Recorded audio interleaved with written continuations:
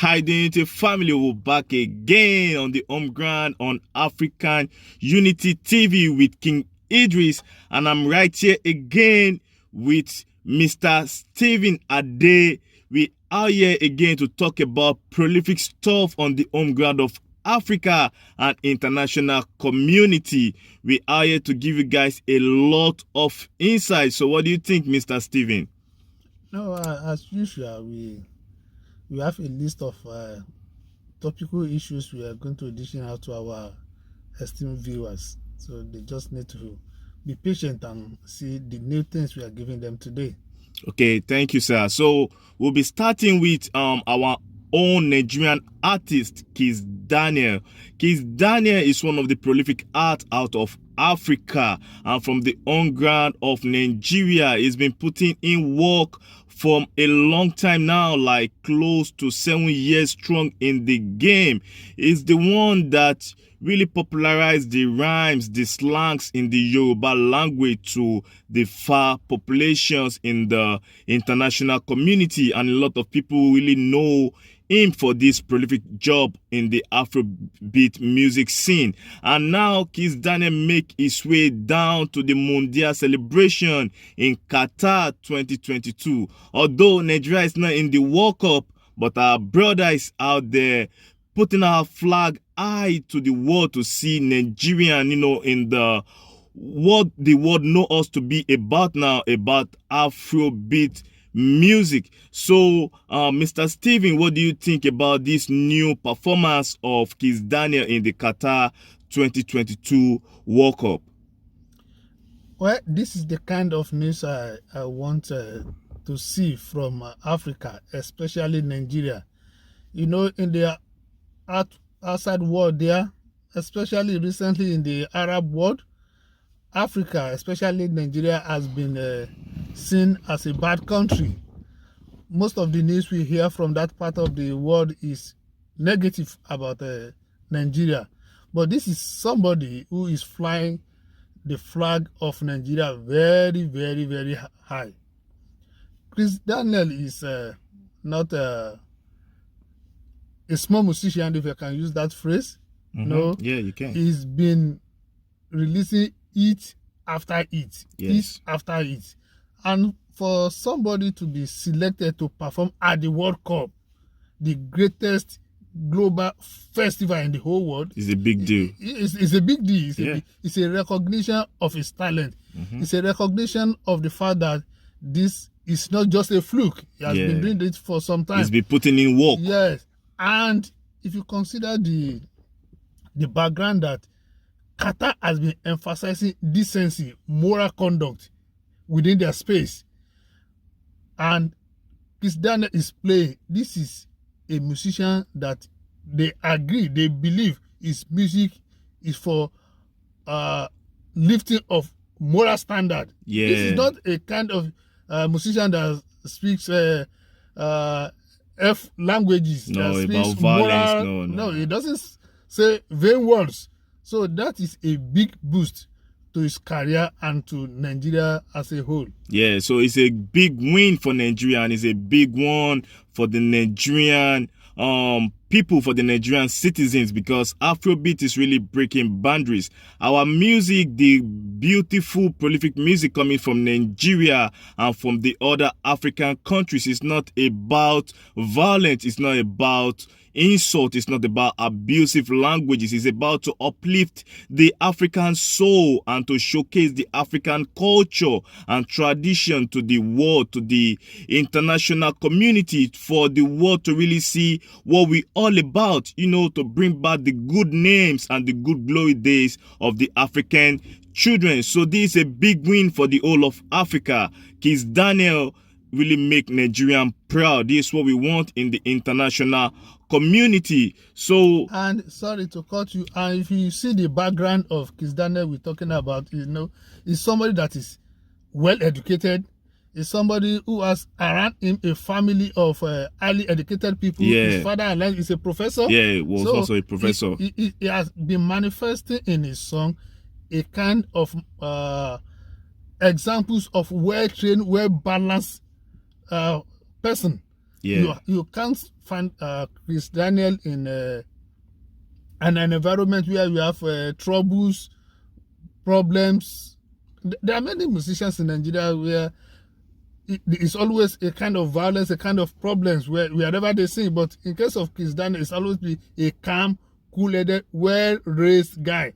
So it's not a surprise to me. Yeah, he has good records because his father was a professor in Olabisi Onabanjo in Ogun State. He was a prolific, well-respected professor in this institution. And so my people will be going to the next topic. We'll be talking about the One Love band, the One Love Captain I and band, the World Cup, where a lot of the European countries have been, screaming out, talking about this on all social media platforms. That's why we're even talking about this on my platform on AfricaUnitytv with KingIdris.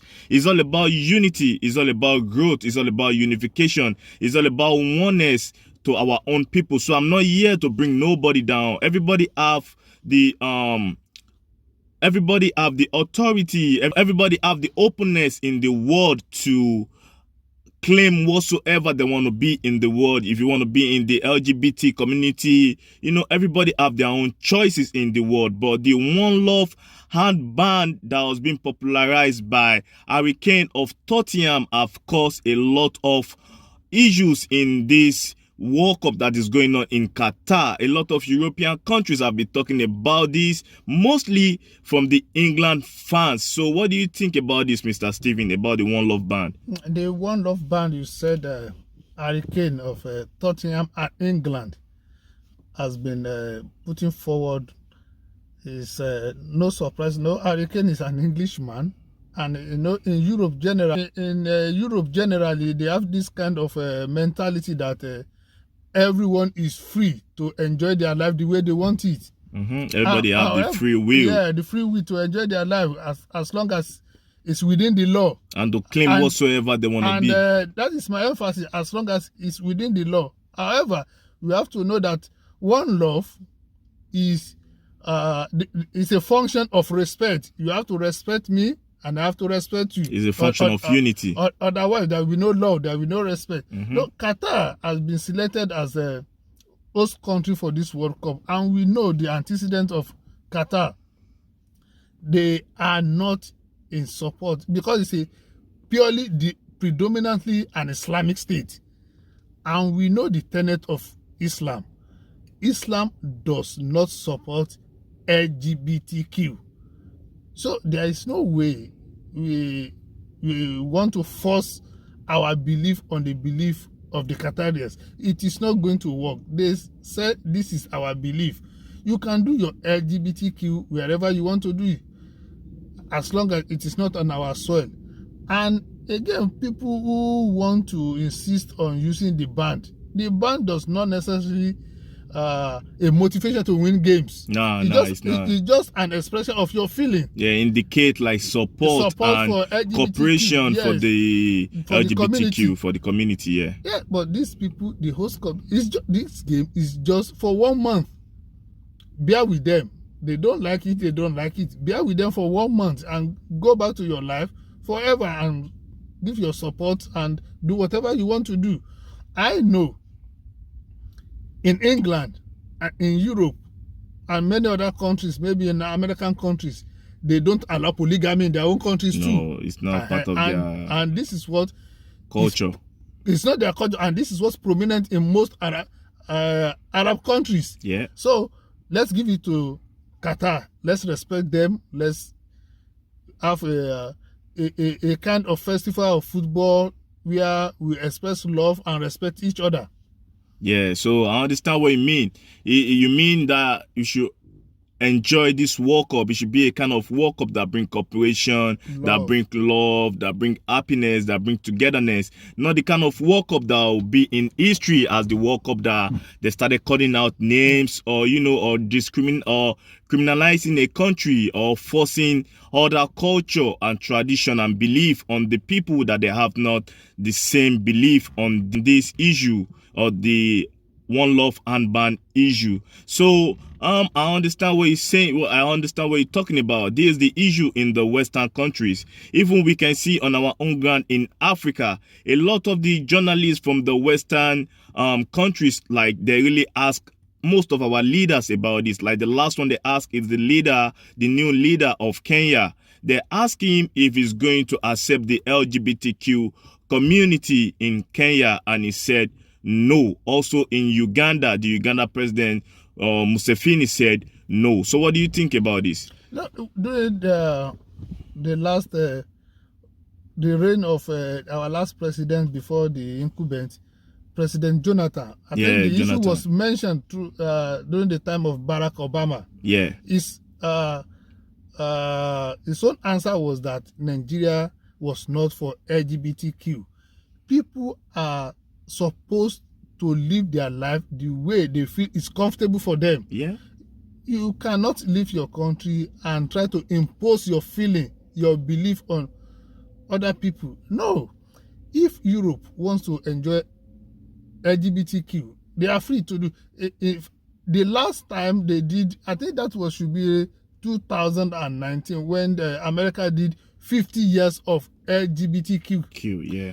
The whole of New York was shut down. Yeah. It was the biggest festival I've ever seen in my life. Yeah. Nobody complained because it's part of the culture. That is what they wanted. Yeah. Nobody complained. They wanted it. So all those people, all those countries that are not in support of LGBTQ, either for social reasons, economic reasons, or religious beliefs, or personal reasons, yeah, they should be allowed to enjoy their life, to live their life the way they want it. Yes, they want it. They have the sovereignty of their state. So let us encourage them to live the way they want to live, and those who support LGBTQ, they should enjoy themselves the way they want to live. And we should support the law of Qatar government too. Yeah, so the law of Qatar is clear. We are not in favor of LGBTQ. Let's give them that respect for 1 month. Enjoy your life afterwards. You go back to your country and do whatever you like. You see, what they like is the ultimate. And no, life does not go like that. Life does not go like that. You have to respect their laws. That is what they want. Okay, so as a Muslim, like, I understand where you're coming from. Even in Islam, is a kind of religion whereby you can do whatsoever you want to do. You can be whatsoever you want to be, and it's allowed for you to, express yourself to be whosoever you want to be. So I know where you're coming from, but the people coming from the European countries should respect the law of the land. In Qatar, it's just for a few days. After the competition, everybody can go back to their places and, do whatsoever they want to do. So my brother will be talking about the Saudi Crown Prince. The Saudi Crown Prince really give out a phantom Rolls Royce, the Rolls Royce Phantom, to every player on the national team of the Saudi Arabian team that beat the Argentina national team. My brother, it's like a surprise to me when I watched the match and I saw Messi being confused. He doesn't even know what to do. To the last minute of the match, to Di Maria, to all their big players on the field, they're still trying to make an attempt if they can equalize the game and come back to a normal ground they should be. But they lose out, and most of the players of Saudi Arabia fought and played this match with mental strength, physical strength. They even fight Messi on the pitch. We see them they try to get Messi angry. They try to get to his head. So my people, the president, the crown king of Saudi Arabia have already give a Rolls Royce Phantom to every players and coach crew of Saudi Arabia. So what do you think about that? We should get one too. Yeah, yes. In World Cup, upsets do happen. It happens. It's a big upset. I want to take you back a bit. In Italia 90, yeah, Argentina came into that World Cup as a defending champion. Yeah, they won in Mexico 86, beating Germany 3-2 in the final. Yeah, and they beat England too. And in 1990, they were the defending champion, and they played against Cameroon. Cameroon was the underdog. Maradona was on the list of Argentine team, yet Cameroon defeated them 1-0. In 1998, Nigeria played against Spain. Yes. Nigeria was the underdog. Nigeria defeated Spain 3-2. In that team, Spain had one of the best goalkeepers, Subileta. And they have one of the best striker too. And Nigeria defeated them 3-2. Raul Gonzalez. In 1994, Norway, 1998, Norway defeated Brazil 2-1. Prior to that time, a friendly match played between Norway and Brazil in 1997, before the World Cup proper. Norway defeated Brazil 4-2. Wow. So underdogs do this kind of thing. So when Saudi Arabia defeated Argentina, it was just one of the upsets we always see in the big stage football like this. Like World Cup. It's not even the only upset. We can see the Japan national team defeating Germany by 2-1. So upsets do happen. And when you talk about Saudi Arabian government giving their players a Rolls Royce Phantom, a Rolls Royce Phantom, each player to the coaching crew. That car cost from 465,000 naira dollars. Sorry, each Phantom, Rolls Royce Phantom, cost the minimum of $465,000. Wow, $465,000. All those Arabian countries, they are rich, and this is one of the things they do to encourage football and to give back to their citizens too. Especially when they play big shots in soccer, like Brazil, like Argentina, like Germany. This is one of the things they do. 1998, UAE played Brazil, and they scored. They even scored. Not that they won. They scored a goal against Brazil, and each of them got a Rolls Royce car. Wow. So these Arabian countries are rich in crude oil, and they are spending the money to develop their people. They are not as corrupt as many like parts in Africa, where only the leaders, only the political office holders embezzle the money and enrich themselves. No, in this Arab country, they are rich in oil, and they see the fantastic stadium we have in Qatar. And you know something, even in Nigeria, you don't even know where the crude oil money going to. They don't even know who is stealing it. They don't even know where the money is going to. This crude oil that has been safeguarded by some officials of some high level of Navy officials. They know what is going on, but nobody is saying nothing. Where the Middle Eastern countries like the UAE, the Qatarian people, they're using the money to showcase, promote their country, gain World Cups, good festival that is going to bring a lot of investment and a lot of civilization to their people. They're showcasing their power in the Middle East. While we, the African people, we don't even know where this money is going to through corruption and nepotism. So I understand where you're talking. I really understand and get that. So let's go to the next topic. My people will be talking about the Ghana national team supporters team and their fans in Qatar 2022.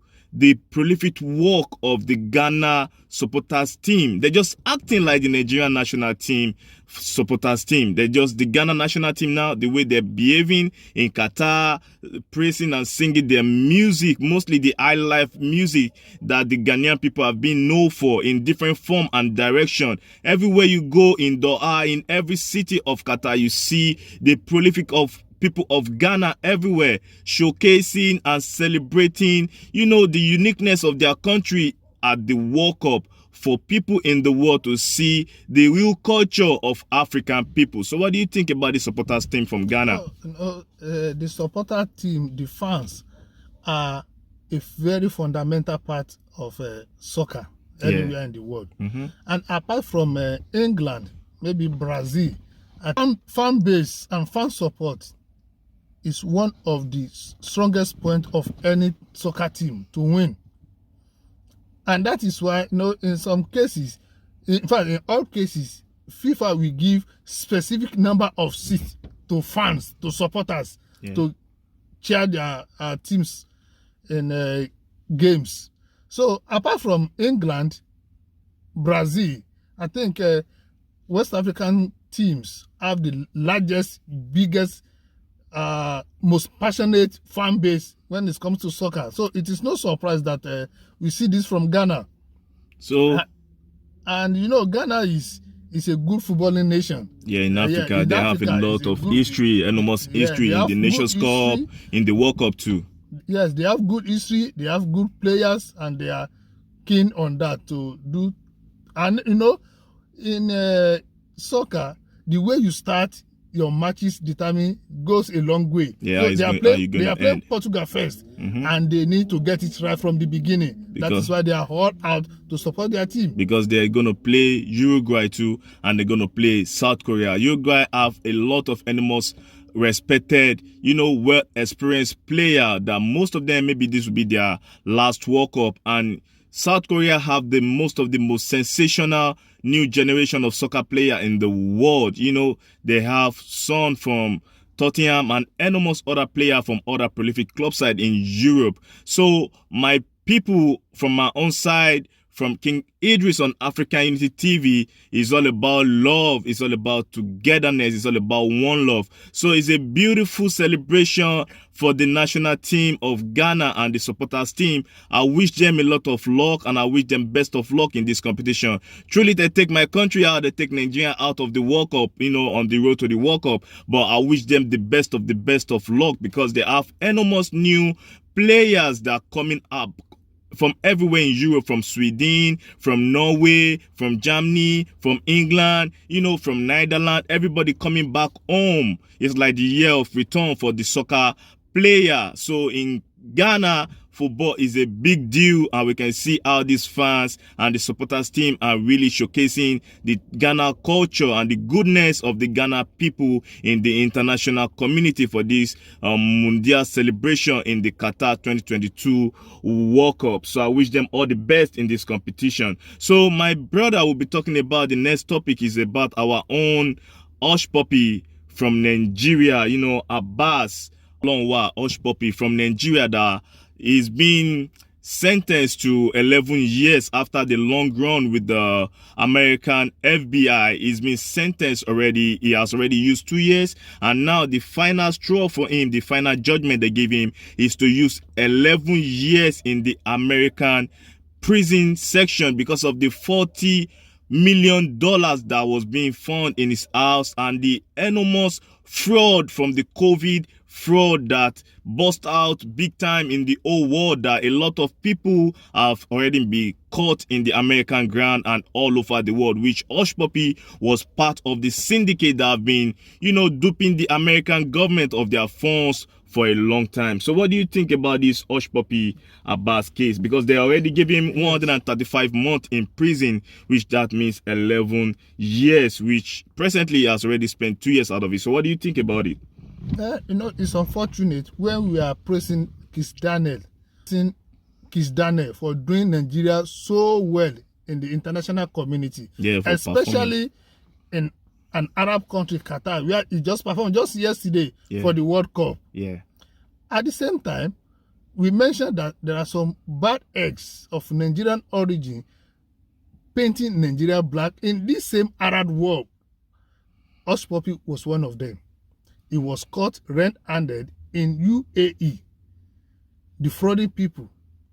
He was caught with $40 million cash in his apartment, with about 13 luxury cars running into millions of dollars.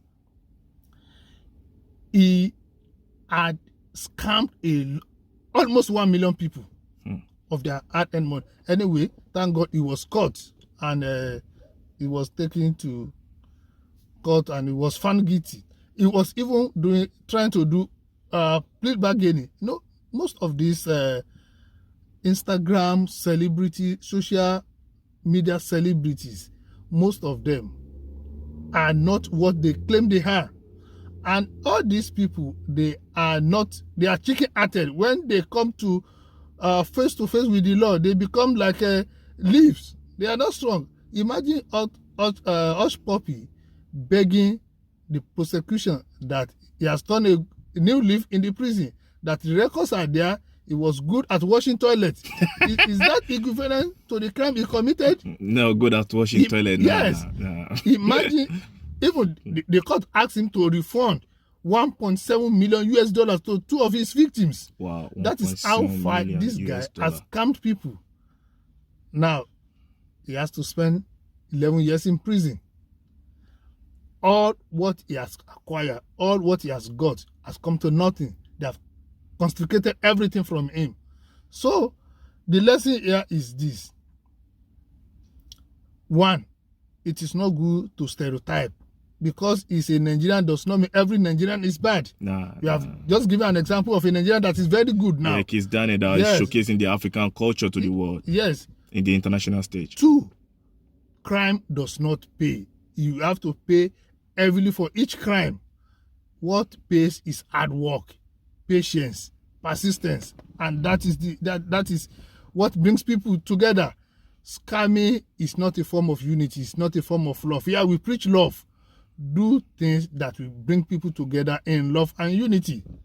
So we can see all this is a bad issue for Hushpuppi, and it really brought a bad name to the Nigerian community in the international community, because all Nigerians, they're good people, hardworking people. In all sectors of the world, you find Nigerian, like you talked about the doctors, enormous doctors in the United States of America. You talked about the United Kingdom. The doctors over there, a lot of them too are Nigerians, enormous lawyers, prolific people doing their own show, like in music industry, modeling, acting, and the enormous populars of the innovation from the Nollywood industry in Nigeria in the music scene. So Nigeria are really putting work, really, grinding hard, sweating hard in the international community to have a good name. And some people are just tarnishing and, disrespecting, scamming people, taking advantage of people in the world. This is what Hushpuppi do. He was a well-known celebrity, the Gucci brand celebrity, went to the bigger headline fashion shows in the world, in the Paris Fashion Week, in the England Fashion Week, Italian Fashion Week, all the fashion weeks in Europe. You see him there, but at the end of the day, he end up in prison washing toilets, even pleading for a better, sentencing, to help him out, by washing toilets. So this is what we're saying, like the kids or everybody watching this, stick with school, go to school, do the right thing so you won't be washing toilet like Hushpuppi. So my brother, the next topic we'll be talking about is our sister from North Carolina, Shanquella Robinson, and her friend that went for vacation in Mexico. And this beautiful sister was being murdered by her own friend, and they found a lot of sad issue on the camera when they found out they treat this sister. They beat her to death, and most of the friends ran away. And the government in Mexico have already taken this case up. The police has been there. They try to cover it up, but everything come back to light. Our family take this issue up. They bring our cops back to America with the GoFundMe that they set up for the family. It's a sad case, my brother. A lot of people have been dying in Mexico on their vacation in Mexico. What is really going on in Mexico? No, as you said, it is really, really a sad situation. But apart from emphasizing Mexico, what I would like to emphasize is that there's Robinson's death in Mexico is not the first one in recent times. And again, I see that there's a kind of increase in, will I say, friendly homicide. We are friends, we kill friends. Yeah, it's setting up people. It's setting up people. This is pathetic. It is difficult now to know who to trust. If it's a kind of assassin or armed robbery that resulted in this death, is another issue. But these are people that traveled together from United States down to Mexico. It looks to me like a planned murder case. Like a setup. Yes, they planned it. They set up their target, their victim, and they went there just to murder him. This is not a palatable experience. Not a palatable. We should be careful of who we meet around as friends. And another thing that catches my attention in news like this is that why go to Mexico? Most of the friends, you know, they have few guys with them, but most of them, they're female.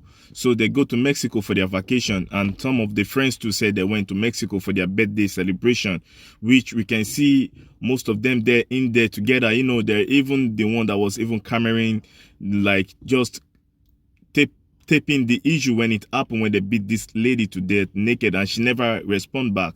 She was not even fighting back. And that's what I said. This has been planned. It has been planned all the way from the United States. They planned it before they organized this kind of vacation to Mexico. Because they know the law of Mexico is not like the American law, maybe right? they felt they will be able to go away with it. You know, in Mexico. Yes. Like it's not like strict like the American law. Like they take everything into consideration, and they do a thorough investigation into the case. But now the FBI is now working with the Mexican government, and they have already dipping into this case of Shanquella Robinson, and they have already found the tape of the hotel when they're trying to like sneak and save it. They don't want them to see it. They've already found it, and most of the friends now, they're on the run, and they're ready to capture all these people. We wish the best of luck to the police and their investigation on the case, you know, to bring it.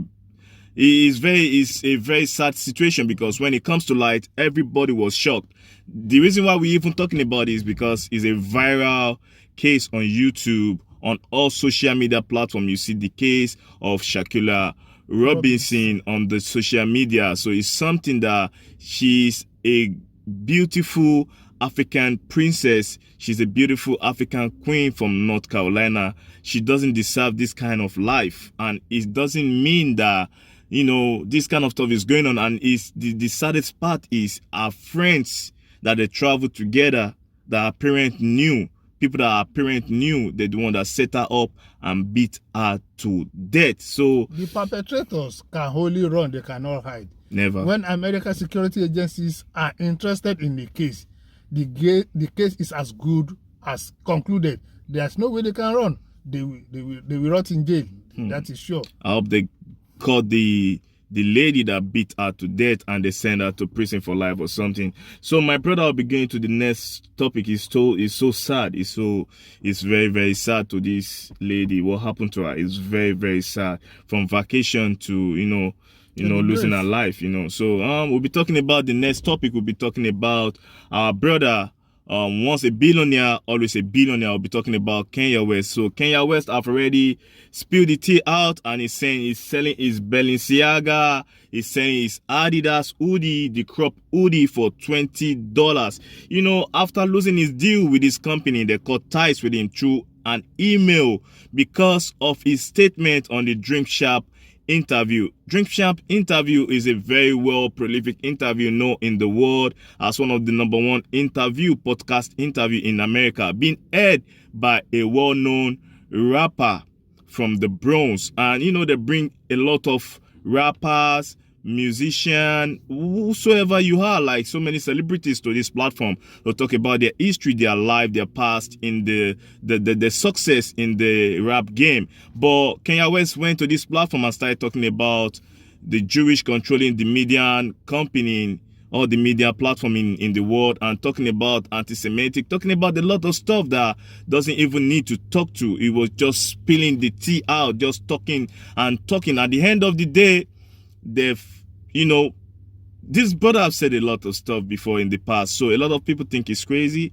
A lot of people think a lot of stuff comes with it. They think maybe he had an agenda, maybe because he want to run for the president in 2024 or something. Maybe, you know, people don't know what is coming up on this brother, but they have already cut his deal with Adidas, with Balenciaga, and they still keep his design. So he's very angry about this issue. Now he's spilling out like he's selling all the designs for $20, you know, that is going to break their banks. They're not going to have a happy Thanksgiving, the Adidas manager or the Balenciaga manager. So what do you think about all this issue between the Jewish people, the Jewish community, Kanye West, and other basketball players talking about what is going on in the Black African community? So what do you think about this Kanye West issue? Kanye West, as you said, is a very, very popular figure.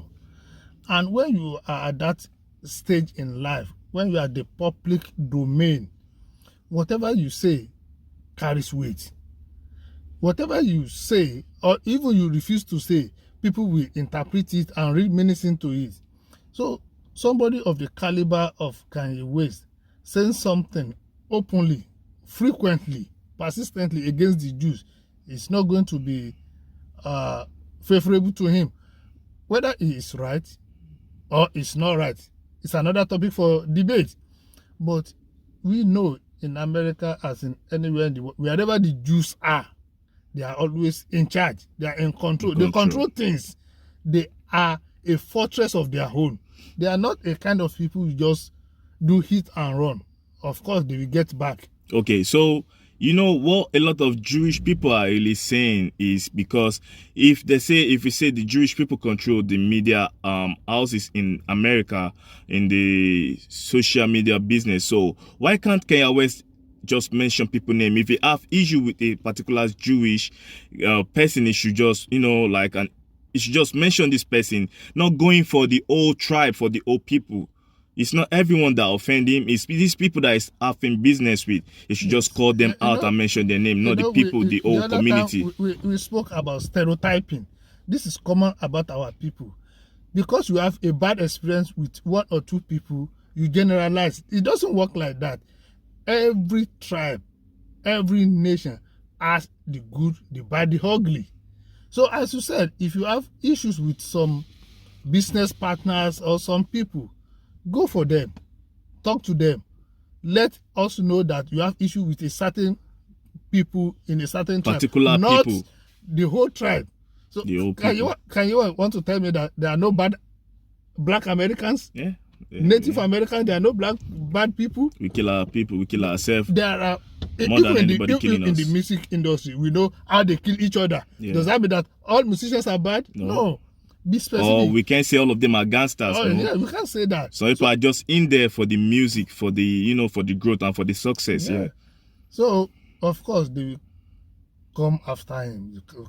And now come out and say it's designer stuff. He will sell them at $20 each, everything. Yeah. The Balenciaga, the Adidas, that they're very expensive stuff. Yeah. He's selling it out to the people for $20. I hope I can buy some. I'll just put the year 2024. I put the love. Do that. After all, those are his properties. You can sell that. Yeah, because it's the one that make all the designs. Yes. Now, I think what he's trying to do by saying that is just to show people, to encourage people maybe to love him or to stay by his side. That does not stop the business of those outfits. It doesn't. It's not the only one on their list. But do they have to cancel him the way they cancel him? Because we should be realistic on this. He's a brother, he's from the black community. Yeah. Do they have to cancel him? Because it's like the Jewish people, they're looking out for their own people. Of course. So we should be able to support Kanye West too, or what do you think? See, when you come out in public and cast aspersion on a whole race, I don't support that. You have condemned everybody. So if I'm a black American and my wife is a Jew, you still want me to support him? No, I won't. But do they have? Yeah. If you have issue with certain people, address that. Because now, if he goes free with this, some other people will come up and say the same thing.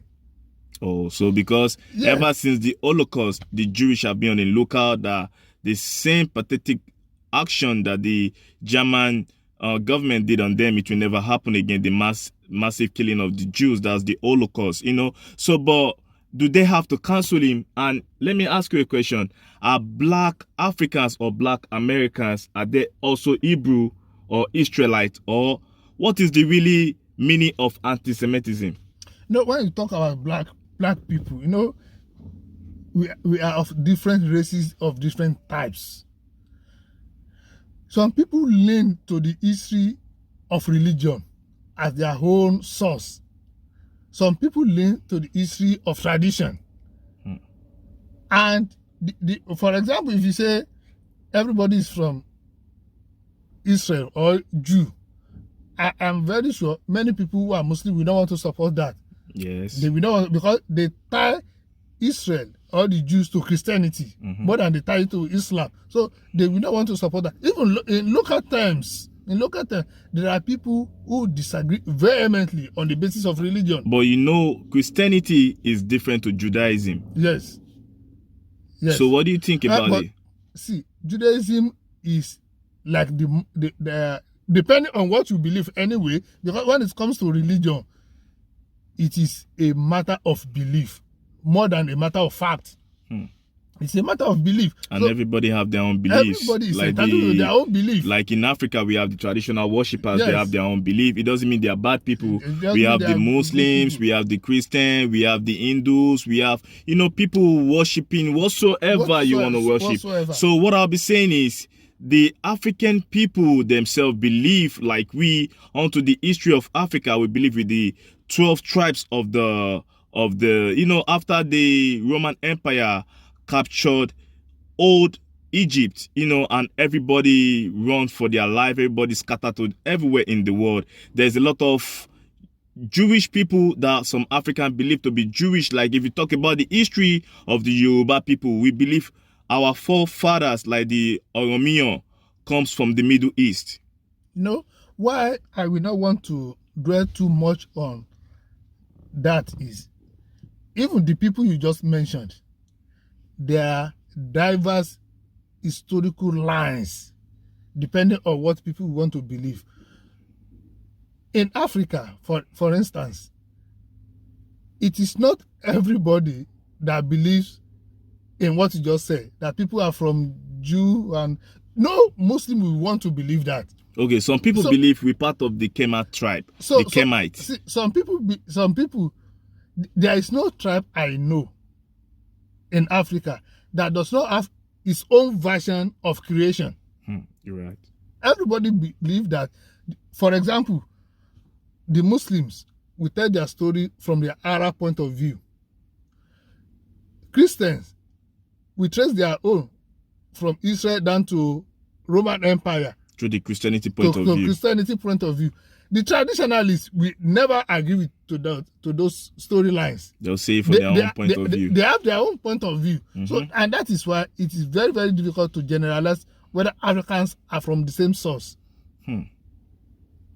I really understand that, but according to the history that we know, some African think they're like the part of the 12 tribe, they're like from the Kemat tribe, a lot of other tribes that break out from the old Jewish, like you're talking about so we're talking about like most of the people that fall out from the old Egypt empire, like some people move to like some part in Ethiopia, Eritrea, while some people find their way back to Israel today. So it's something that a lot of people have their own origination, they have their own story, and they have their own, background of where they come from. So what do you think about this?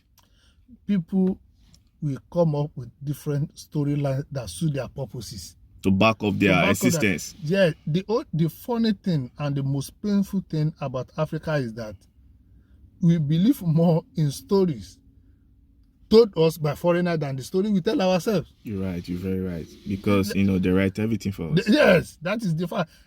They are the one that started literacy. They started writing. So whatever, for example, when we were in elementary school, there are certain things they taught us that were not correct. You're right. They will tell us Mongopa discover River Niger. No. River Niger runs over 4,000 kilometers. Yes. So you want to tell me that there are no people along the bank of River Niger over 4,000 kilometers that must have seen the river? But before Mongo Park. Before they believe the white man write all the history in the world. That is what they wrote for us. That is what we learned. So people tend now to rewrite history in their own fashion, from their own point of view, and that is why it is difficult when you want to bring in history or religion sentiment into issues like this. So everybody just like bringing up issues and talking about the suitable history that will be more suitable for their own race and their own existence in the international community and in the world. So my brother, is a beautiful interview today. It's a very interesting interview today, and I'm very happy that we really talked about a lot of issues that is going on around the world. So my people will be coming to an end of the segment today. So what do you have to add on the issues today, on the topics today? What I will advise our people is that they keep on looking for this channel. This is where they find interesting topical issues as they break, we bring it to their homes. Yeah, we'll bring it straight to you guys. We talk about everything in the world, what is going on in the international community, and mostly in Africa, and everything that attain and pertain to the African American race and all human being in the world. Because on this platform, it's all about unity, it's all about togetherness, it's all about unification, it's all about growth and success. So we'll be coming to an end of this segment today. My name is KingIdris, and I'm chilling right here on this beautiful day doing this interview with my brother, Mr. Stephen Hade. So we'll be coming to an end of the segment today, and we'll be coming back with other prolific topic. Please like, subscribe, and share my content, and let's talk in the comment section. And my people, check all our other content that we have already put on the platform. We have a lot of prolific content. Check it out and check our content out. So we'll be coming to an end of the segment today. I'll be saying one Africa, one people, one unity. Unity over division. Thank you. Thank you, sir. See you next time. Thank you. It's a pleasure.